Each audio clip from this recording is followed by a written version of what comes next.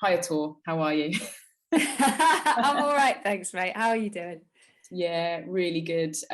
Just so happy to talk to someone who I admire, but a fellow sort of Christmas idealist, maybe. I don't know what it is. I'm a kid of the 80s and early 90s, and I sort of think, I just presume that, you know, several people should make Christmas singles, and when it's only sort of Elton John, you know, you feel like you've got to pick up the slack or something. Totally. I mean, as much as I sort of hate it and dread it, that's the motivation for doing it, because I kind of go, wow, this is this thing that comes up every year that just makes you always feel a bit weird, like do something with it. Yeah, I mean, you know, definitely our thing was just a sort of droney messing about thing that wasn't going to have anything to do with Christmas. It was a bit of surplus material that it's great though. It's sounded really, like a bit of space. it's a nice wall of sound and really like, yeah, it's cool. Thanks. Like, Do you know what, I wrote a few things down because I just felt like I need to tell you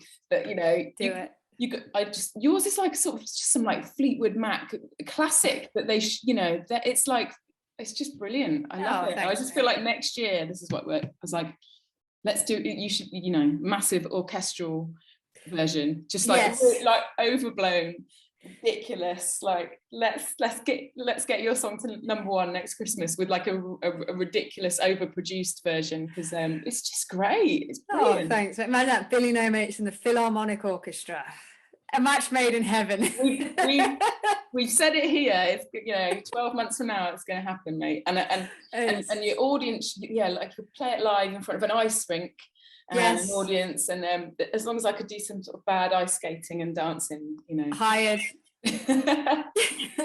So yeah, but I think it's brilliant. It's a really brilliant song. But thanks, mate. I guess we're similar in that, just felt some kind of pull, just some urgent need to just do something creative to put a highlight onto causes that we felt were incredibly important, like all year, but now, specifically right now, just demanding attention. This is kind of just it's just a vehicle for it. And I feel like the last few years, sort of having access to sort of be in a sort of professional arena with it, it's like, well, it's just a platform, and it's just a way to, I would make this anyway. I mean, years on years, I would make a silly video and some kind of Christmas backlash song, and I would just do it for me, just for my own entertainment. Do you know what I mean? So now all of a sudden I go, well, I've got an audience and people that probably would like to donate and would like to pay. So I go, well, it's weird. I mean, I speak to a few friends about it, and they were saying the same thing. It's almost, I feel like it's a bit of a no-brainer. It's like, if you're just doing it anyway, if you would just make it because you're compelled to make it, like, find something that, you know, you can, I don't know, what is Christmas? Like, you know what I mean? Like, without trying to be like, you know, like angelic or anything. It's like, if you don't really know what to do with it, I have this kind of urge to be like, well, just do something nice then. Yeah, you know, do you know what I mean? Like, I felt the same, in that it's taken me many decades to realize, but I think just from childhood or whatever, I mean, everything about Christmas has been so, well, our culture and capitalism, but like, you know, that's a whole other Zoom chat. Yeah, everything is so ultra materialized. Everything is materialized, and when you don't actually sort of then have any sustained joy, you know, it's about Christmas passes and you feel a tiny bit of disappointment by the evening, you know, when you're sort of 9 and there's all this build up, you're in this constant state of arrival, and then it's quite fun, but then it's over, you know. That's just like the perfect sort of symbol for sort of how we are in life, isn't it? We're sort of arriving, we think we've got there, it's not enough, we start doing it all over again.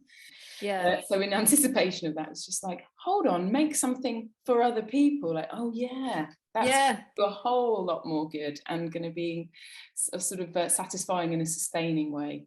I mean, I mean, I know its origins and everything, but it's just so far removed from anything that we've lost the kind of paganism of it. We've lost the, is it really a Christian fest? Like, what it is just this commercial thing that, like you say, it's just a commercial enterprise, isn't it? Yeah, total. But the pressure on it, and it's like, I must be here on December 25th and we must eat this and we must have a good time. It's like, don't, the minute you say like it should be this, everyone just I just go, oh well, it won't be. you know. Yeah, and inevitably, I don't know, Christmas has always had this sort of slight sorrow and melancholy, which is an overused word, but you know, it's in there, isn't it? As you like steer through a supermarket at the last minute to get something, and all the Christmas songs sort of fill the atmosphere, and you're sort of nodding along, but it's just like something's just like chipping away at your heart, like I don't know what it is, it's not right enough, or you know, all of this crap everywhere, and all I want to do is just be with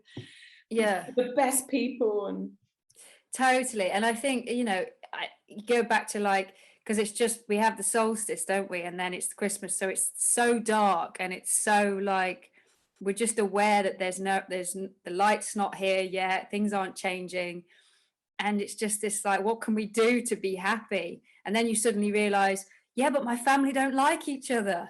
You're telling me this is the answer? What? It is, isn't it? Yeah. And do you, so the charity that you're raising funds for, are you personally involved with any of the curators or the creators, or I did speak to one of the so what it was is that they're a charity, they're called Feed the Homeless Bristol, and they're a charity that my label mate and owner Jeff Barrow, he's worked with them quite closely with concerts. He put on a concert most years called Give a Shit Christmas, where bands come and play, and it raises like loads of money, and he's worked with them before. And obviously the last 2 years with COVID, he's not been able to put it on. And so I knew I'd worked with them before doing stuff with that, so I knew about them, and I said, well, you know, like if they're not getting that money, they'd be good to do something. He was like, absolutely. And they're run by volunteers. It's like just run by the nicest people. And yeah, they go out, they do like long evenings, they'll like cook hot meals for people. They're also doing like with any extra money, they're going to like provide people with shopping bags as well, so they can take their own food back with them when they come to get their food. They're just really decent people, just looking out for people that are having a hard one, you know. I just imagine it's harder in the winter, and actually it's just imperative that people do eat hot food and can have somewhere to go. And I just think it's rough when you really think about it, because even on like your worst night, you know, you have a bed and a home and something to eat, and you feel a bit terrible about the world, but like without those things, it's like that's just really scary when you stop and think about it. You know, it's utterly unbelievable, isn't it, that, you know, people are exploring space travel as a commercial endeavor, and we're still talking about someone who's, you know, and it's not like doubled up in a shop front, wondering if they'll get a meal or a, you know, a fix or can of lager, and it's just like they need so much support going back through all the damage and all the abuse and whatever has led them here. We're,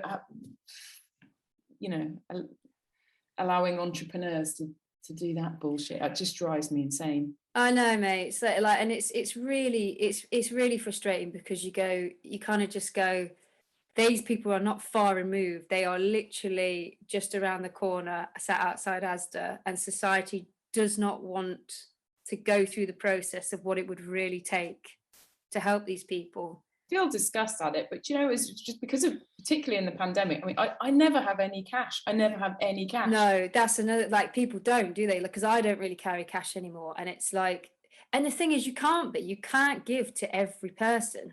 You just can't, like, you know, that's what we would hope that we would be providing for as a society. Well, that's it. Yeah, it's like the fundamental things of like, well, why are they there? You can really rewind and be like, nobody chooses to end up that way. Nobody wants to. So why? So who's let them down? And I don't know. It's totally. The idea that I mean, we just don't invest in the early part of people's lives. And that's where so much damage is done. And, you know, such a high percentage of care leavers end up on the street and don't end up in further education or higher education. And, you know, the foundation that I'm supporting, the Gold from the Stone, which is the author, the poet, Lem Sissley's brainchild, particularly helps at Christmas, because the idea that, you know, you've never found an adopted family, or they've never found you, and you are then sort of spat out of the system aged 18, like, oh, well done, you know, probably get you a bed sit and then that's it, you know, you've had your young life. Yeah. Now go and be a useful cog in the wheel. The idea that there's just no one in your, you know, you don't have a close-knit support group. Yeah. But the foundation that I'm hoping to, you know, get some cash for will definitely provide a Christmas day, not just a Christmas dinner, but Christmas day, and have a support group or network and be treated and have a luxurious sort of something to look forward to and build memories, and then come away from that day knowing that they've met other people and people from their local community who volunteered and things like that. Great. I just think that's brilliant, because at that point, if you're about to end up homeless for whatever reason, maybe there's someone that you can call that wasn't before the foundation with sort of forming those kind of groups and networks. So that's where I want to sort of brilliant. Yeah, it's great. Just that you just sort of think, thank God for things like this, you know, like that's why, you know, they're always going to need money and funding, because you just go, if the things aren't there, like it's really bleak, it's really horrible, like you need that kind of humanity at that point, like you really need it. So it's like hats off to these charities. I guess that's what we have in, but both of us sort of in the song, either atmospherically through the sort of production of the music, or with lyrically, we're sort of able to approach that bleakness, aren't we? There's a sort of there's a realistic kind of what we're doing, which is, this is really bleak. Christmas isn't real for some people, and Christmas is just a material package. Let's focus on the bleakness and the shitness and get real, and from there we can build bridges to people that need love and need togetherness and support. I think that's sort of maybe what's in both our endeavors, perhaps. I mean, I've always kind of got a miserable streak that I'm willing to like put on top of stuff. it comes out very quickly. Miserable, yeah. You got some miserable dust. Here we go, love. It shows up very quickly, very unannounced. Sometimes when I'm writing and I go, oh, there it is. I think some of the best Christmas songs though are full of melancholy. And actually, when you pick apart, like, I was going to say Gregory Isaac, but is that the right person? Who's done Father Christmas? Was it Greg Isaac? Oh, I don't know. You know, like the Christmas we get, we deserve. And they said there'd be snow at Christmas. They said there'd be peace on earth, but instead it just kept on raining. You know, like all the good Christmas songs, like it's there. Everyone's like, yeah, isn't it dark and isn't it horrible? Like, and actually, I really like to lean into that. Put a bell and a sleigh bell behind that, I'm away. Yeah, exactly. But I do think there's also some absolutely ancient part of my DNA that just knows it's wintertime in the Northern Hemisphere and it's dark, and I just want to hibernate. And I actually feel quite down, because I probably shouldn't try and stay awake all day. I should probably just be awake for a few hours, just enough to, like, you know, nibble some almonds or something, and then pop back to bed. I mean, the real primal part of me is exactly the same, where you go, I think it's a good thing though. I think it's like you're just in tune with your animal instincts. Like, I was gonna say exactly that. So I'm quite once I've got my head around that idea, I just think, I should completely obey like that inner needs, because the only reason we're all staying awake and stressing is because of the societal constructs. It's got nothing to do with like what's actually totally. I mean, I've been sort of snaffling away at Pringles at like 3 PM under a blanket. I mean, I'm not saying that's what we do in nature, but you know, there's something about you that. You mean like, hazelnuts, don't you? I mean hazelnuts, yes, hazelnuts, and fruit and berries. Inner squirrel. My inner squirrel, yes, which slowly turns to gluten very quick. It's just absolutely fantastic to speak to you, because I just really admire you and your ace. No, likewise, Leela, definitely. Thanks for chatting. Thanks to you too. But I really hope that in the last few days, the run up to Christmas, that everyone will click on our Bandcamp links and just buy it.